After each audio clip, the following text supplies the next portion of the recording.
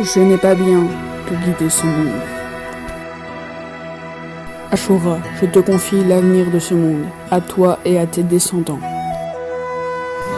Sans fin, encore et encore, les combats ont continué même après qu'Ashura et Indra sont morts, puis Hashirama Senju et Madara Uchiwa, et maintenant Naruto Uzumaki et Sasuke Uchiwa. Que ces deux-là trouvent la vraie solution à ce sort du shinobi qui dure depuis si longtemps.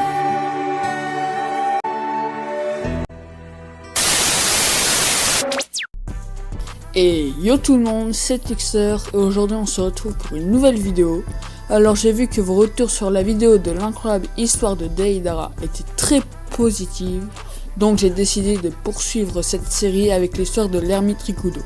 Mais avant que la vidéo ne commence, n'hésitez pas à liker, partager, commenter et à vous abonner, car je suis le premier en France à faire l'histoire de notre très cher ermite. Et sinon, bon visionnage. De son vrai nom Hagoromo Otsutsuki, l'ermite Rikudo ou ermite des 6 chemins fait partie, comme vous pouvez le deviner, du clan Otsutsuki. Un clan réputé pour être le premier clan à l'origine du chakra sur Terre, notamment grâce à la mère de notre très cher ermite, j'ai nommé la princesse Kaguya Otsutsuki. Hagoromo Otsutsuki fut donc avec son frère Amura les premiers humains à posséder du chakra à leur naissance. Hagoromo a passé un pacte d'invocation avec le mont Myoboku et plus précisément il pourra invoquer la grenouille des prophéties encore jeune à son époque. L'ermite Rikudo a toujours grandi dans un monde où des conflits éclataient sans arrêt. Amura et Hagoromo ont essayé comme Jiraiya de trouver ce qui apportera la paix dans le monde. Contrairement à leur mère qui, elle agissait seulement pour son compte personnel, mais un jour, les deux frères ont commencé à deviner les agissements de leur mère, car celle-ci leur avait formellement interdit de se rendre à l'endroit de l'arbre divin, car elle transformait des humains en Zetsu blancs.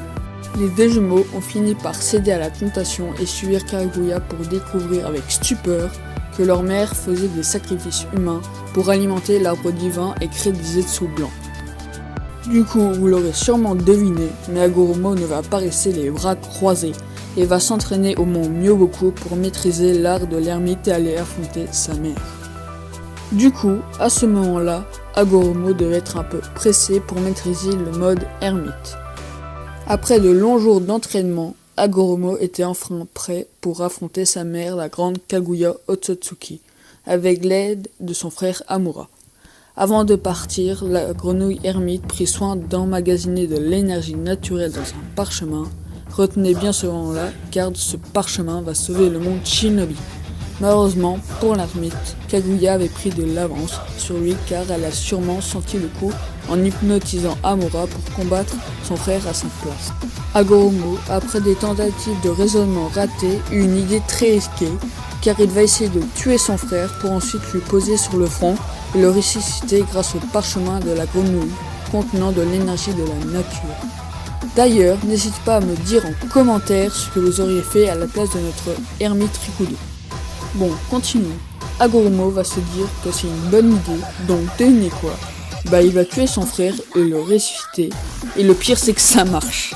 Son frère, alors revenu à la vie, rejoint son frère dans un combat contre Kaguya et Jubi de plusieurs mois qui a rasé littéralement plus de la moitié de la planète, mais Hagoromo et Amura finiront ensemble par sceller Kaguya pour créer la lune.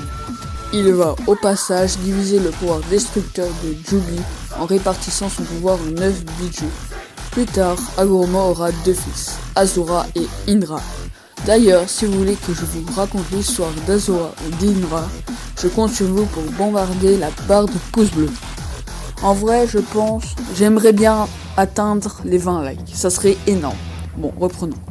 Faisons maintenant un petit bond dans le temps. Nous arrivons dans Naruto Shippuden. Après que la moitié yin de Kurama fut scellée dans Naruto, le légendaire ermite apparut dans l'esprit de Naruto pour lui parler.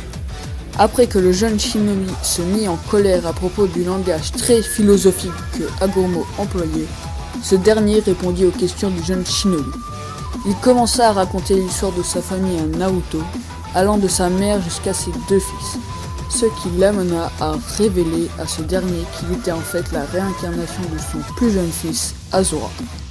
Il demanda à Naruto s'il savait qui était la réincarnation de son fils aîné, et Naruto révéla qu'il savait qu'il s'agissait de Sasuke, ayant ressenti une présence en lui et en Sasuke.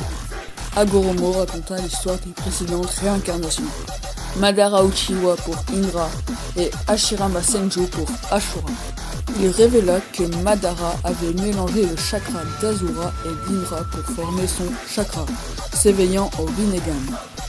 Mais celui-ci devint obsédé par la puissance, cherchant à se rapprocher de Hagoromo et de sa mère, risquant de provoquer la fin du monde en activant le Tsukuyomi infini. Mais c'est quoi en fait? Le Tsukuyomi infini affecte quiconque regarde l'utilisateur dans les yeux.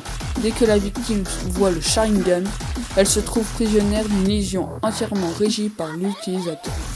En fait, c'est le plus fort genjutsu du manga. Les Biju apparurent en Naruto, prêts à prêter leur force à celui-ci, et Hagoromo transféra une partie de ses pouvoirs à Naruto et à Sasuke, révélant qu'il confiait le destin du monde à eux deux, contrairement à ce qu'il avait fait avec ses fils, ayant provoqué des problèmes. Même étant en esprit, Hagoromo a toujours essayé de réunir enfin les hommes et d'arrêter les guerres sans fin. Même si à son époque, les shinobi n'existaient pas vraiment, on peut dire que Hagoromo restera toujours un valeureux ninja. Les gars, c'est déjà la fin de cette vidéo. Si elle vous a plu, je vous l'ai déjà dit, mais n'hésitez pas à liker, partager, commenter et à vous abonner. Et sinon, c'était Twixter. Tchuss.